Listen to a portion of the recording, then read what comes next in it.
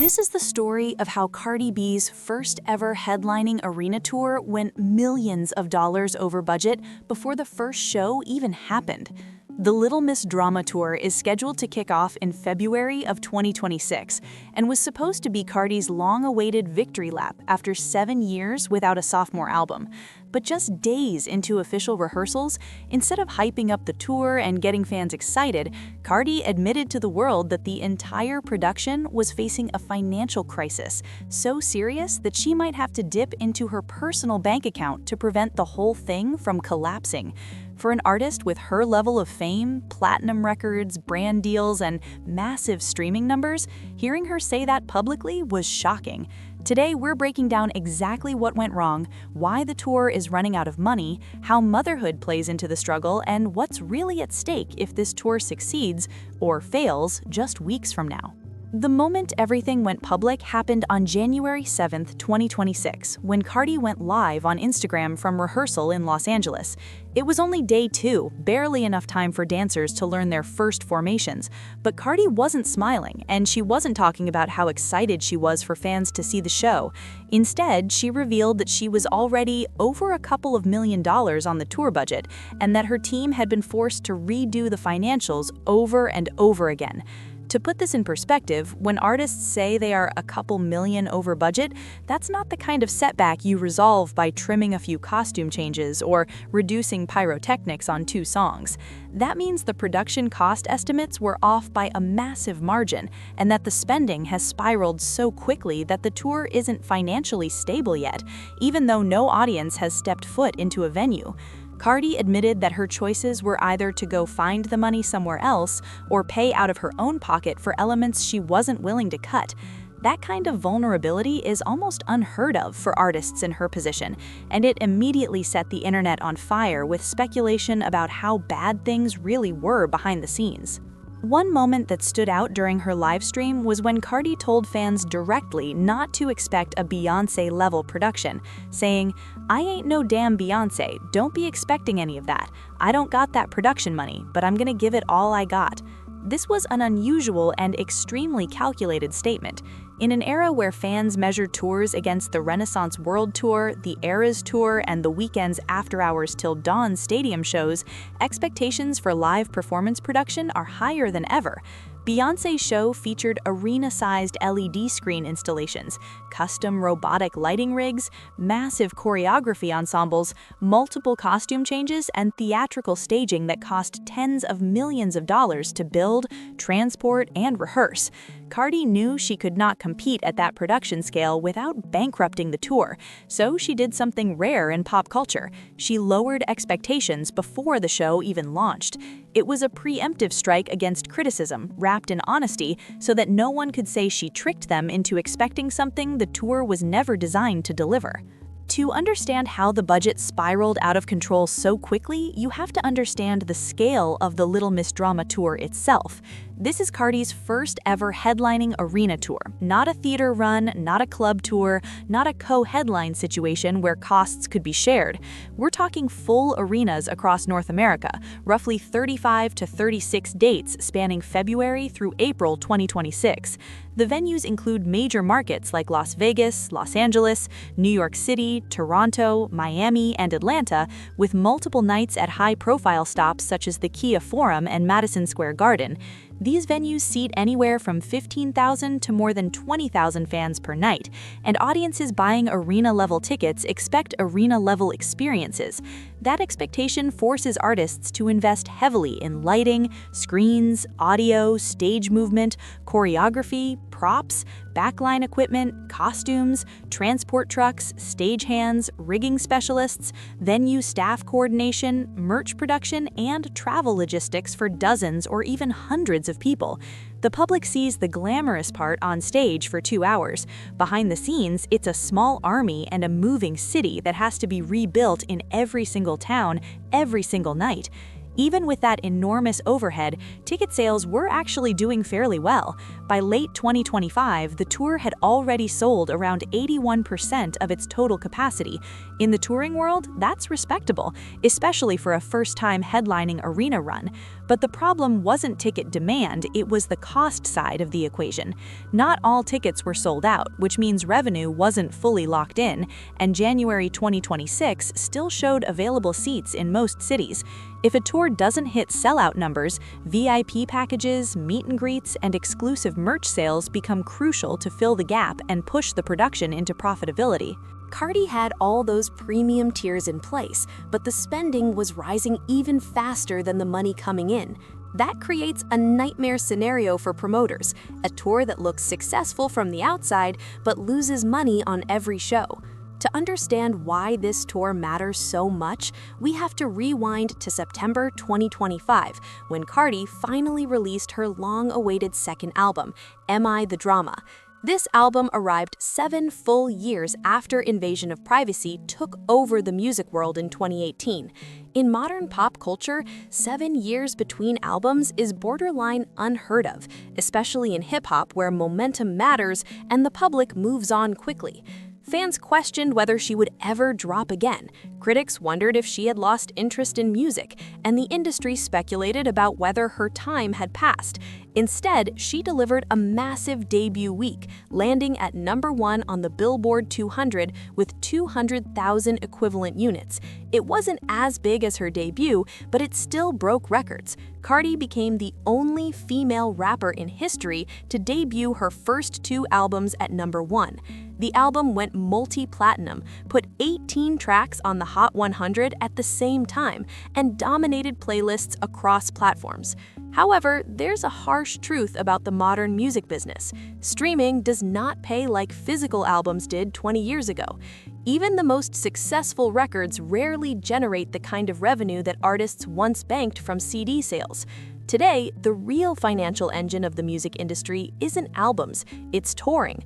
That's why the Little Miss Drama Tour isn't just a promotional victory lap, it's the business model. It's the opportunity to convert hype into real money. It's where profit gets made or lost. And it's where an artist proves whether they belong on the same tier as the names who dominate arenas and stadiums year after year.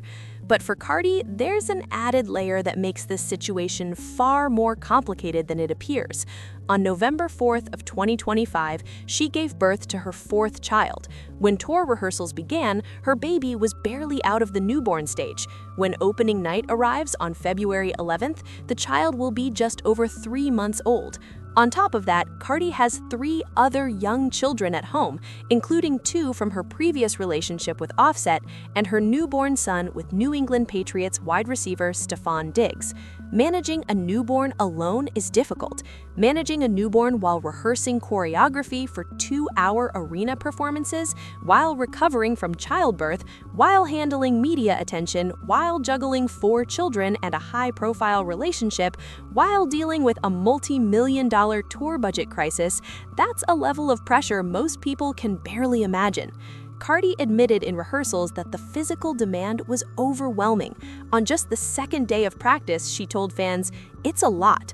On top of that, it's a lot of dance moves I gotta do, and I'm just ready to go home." But in classic Cardi fashion, she also made it clear that she doesn't quit easily. She was back in the gym just 1 week after giving birth, pushing her body when most women are still healing.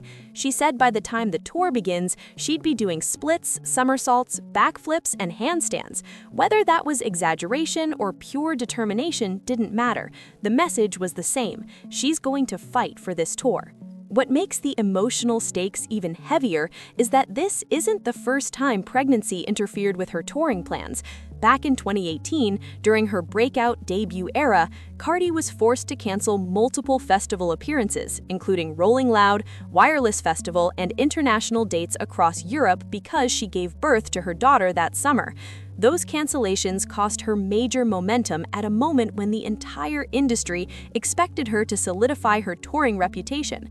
She later admitted she felt like she was letting everyone down and opened up about postpartum depression and the fear she experienced. That unresolved chapter in her career has lingered for years. The Little Miss Drama Tour represents the redemption arc, the chance to finally prove she can carry a major tour as a mother and as a global artist. It's the moment she's been waiting for since 2018.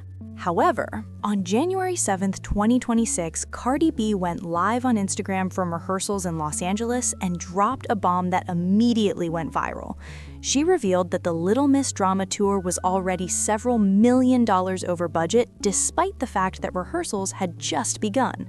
She said, quote, "I'm over a couple of million on my budget tour. I gotta go find the money, or I'd have to put some of my own money for things that I want." End quote. Fans were shocked for multiple reasons. First, because Cardi has always stylized herself as someone who is financially smart and business savvy, constantly talking about investments, taxes, and checks clearing. But second, because people assumed that if a major artist is headlining a tour, a budget crisis shouldn't even be possible. Isn't that what labels are for, or sponsors or promoters? The reality, which most casual fans don't know, is that modern tours are incredibly expensive, and most artists, even famous ones, do not actually profit until after the first few legs of the tour. Cardi also made it clear there had already been multiple budget recalculations, saying every type of tour budget that the tour had, like they keep trying to redo the numbers, redo the production every other week because things are just so expensive.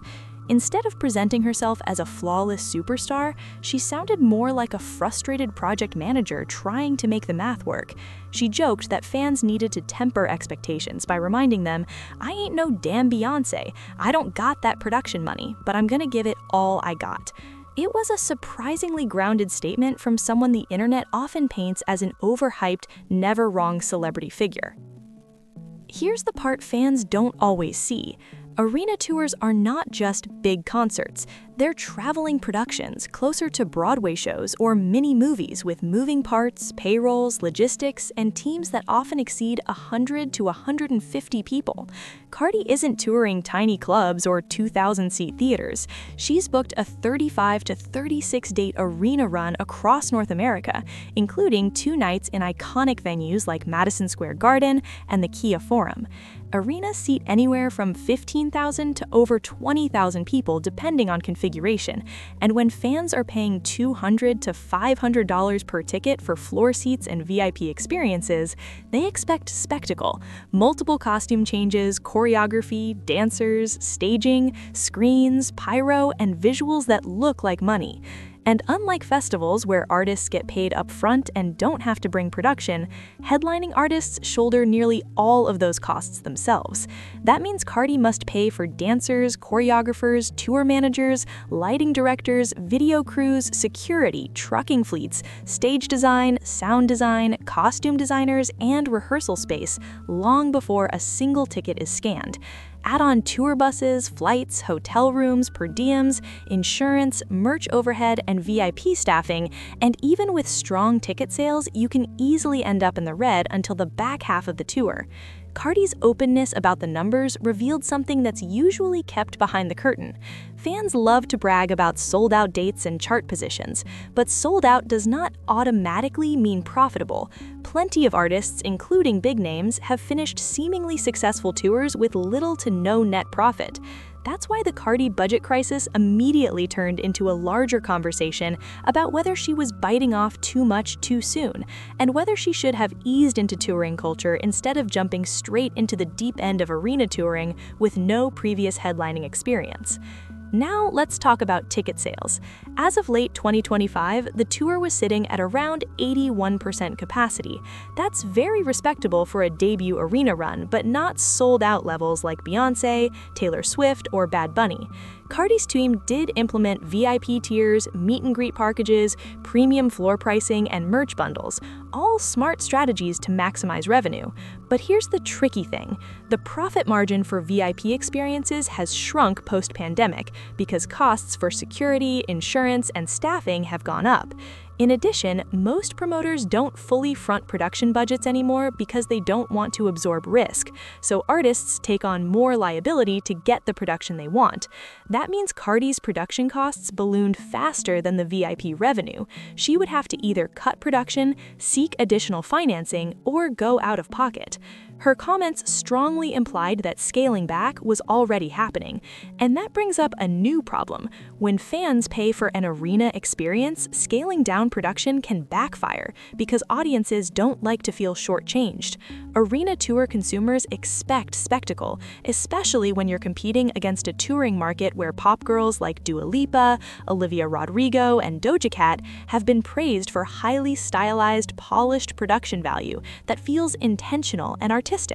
Cardi isn't necessarily known for high-level stage artistry. She's known for personality, energy, and spectacle. So if spectacle becomes too expensive, or if fans perceive the visuals as cheapened, critics will weaponize it and say, "See, she's not a real arena artist."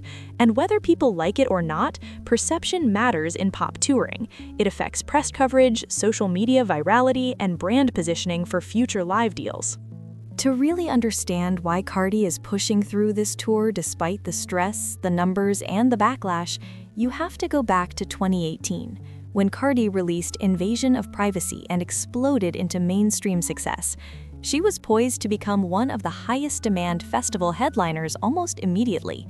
But then she became pregnant with her first child and had to cancel most of her major festival slots. Cardi later admitted in multiple interviews that she felt like she had let promoters and fans down. In her own words, she felt she was watching her era fade before she could fully tour it. For most artists, touring is how you extend an album cycle, build fan loyalty, and cement your status as a serious performer rather than just a charting act. Cardi missed that opportunity. So even though her debut album was wildly successful, chart-wise, award-wise, and certification-wise, she never got to do the standard world tour victory lap that most pop and rap artists rely on for legitimacy. Fast forward 7 years to her second album, Am I the Drama, released in 2025 after one of the longest sophomore delays in female rap history, the album debuted strong, #1 on the Billboard 200, over 200,000 units first week, and multiple Hot 100 charting entries. Cardi had the charts, the buzz, and the attention. What she didn't have was the tour. So for Cardi, the Little Miss Drama Tour isn't just a rollout, it's a redemption arc. It's her chance to prove she can do the one thing critics claimed she couldn't, command arenas as a solo headliner. That makes the financial crisis sting more because it's not just numbers on a spreadsheet, it's the price of validation in a genre where women are constantly told they don't sell tickets, don't move live audiences, and don't sustain touring careers. As if the budgeting chaos wasn't enough, Cardi entered rehearsal just 2 months after giving birth to her 4th child on November 4th, 2025. That means by opening night, the baby will barely be 3 months old. Cardi admitted publicly that by day 2 of rehearsals, she already wanted to go home. Fans sympathized, but critics didn't. Social media immediately split into camps. Some argued that Cardi was being irresponsible for taking on such a physically demanding project so soon after childbirth. Others argued that mothers are constantly expected to choose between ambition and motherhood, and that men in music never get scrutinized this way. But then another layer got added, the image discourse.